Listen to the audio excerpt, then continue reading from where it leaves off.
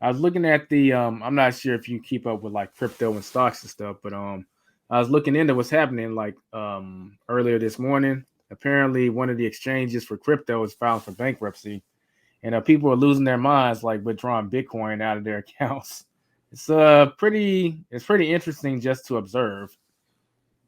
Yeah, absolutely. And that's why, speaking on that, is like, from me and my experience being in business for the last 4 years, is um, that's why I didn't get into crypto, because crypto was so incredibly volatile. Like, there's a very funny commercial. I'm not sure if you've seen it. I'm not sure if anyone listening has seen it, where the person, I think it's a TurboTax commercial, and he's sitting there, he's like, I'm a millionaire. Oh, I'm not a millionaire. Oh, I'm a millionaire. Oh, I'm not a millionaire. But that's really how crypto has been since its inception. And for you saying that, I don't keep up with it that closely. That's incredible that that's happening. And it's also a scary time, but that's why I love that you've made a podcast like this, to be able to share transparently what's going on in the world and to actually help people. Because, like, with crypto was, in my opinion, everyone wanted to jump on it because they saw people become millionaires overnight. But so many times people want to bite the silver bullet and just go fast and jump into something because it looks good, when really it's not sustainable.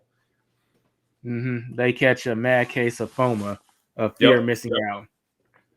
Yeah, I tell people all the time, and this isn't the anti-crypto bashing podcast. I'm not going there, but I just tell people to put it in the category of speculating and not investing. Because you invest in the stock market, you invest in real estate, they've historically crashed and bounced back, crashed and bounced back. They have cycles that's happened over and over and over again, and they're still here. But cryptocurrency hasn't gone through an official crash and bounced back the same way. So don't treat it as an investment, treat it as speculation, which means all the strategies you apply to speculation, meaning that you can afford to lose that money. If it does go away, it's not such a hurt. Do speculation plays, we're going to dabble in it. Don't treat it like investing, in my opinion. Yeah, absolutely. I 100% agree, because even for us, as in our e-commerce career and in our business, being able to generate over 3 million in sales, is once we started generating big money, what we did was we put our investments in hard assets. So in your intro, I saw where you had Airbnb host. For us, we have 2 Airbnbs. So that's where we put our money. We put our money in something that is physical, something I can walk into, I can see it, I can touch it. I can make changes to the wall color if it's not converting as well. But with something like crypto, and I feel this way to a certain degree with stocks too, is you can't palpably change anything. So if it's going great, awesome, you're making money. If it's going terrible, then awesome, you're losing money. But you can't do anything to influence it.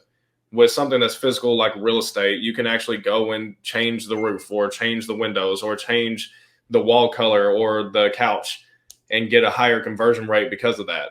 So, yeah, just as you said, is speculate. And that's what we've done. I'm not going to sit here and lie. Like, we put some money into crypto, but it was money we were willing to lose because I didn't expect it to generate a return. I was just curious, like, hey, if it is as crazy as everyone said, then maybe my few $100 in here will generate, a 10x return overnight.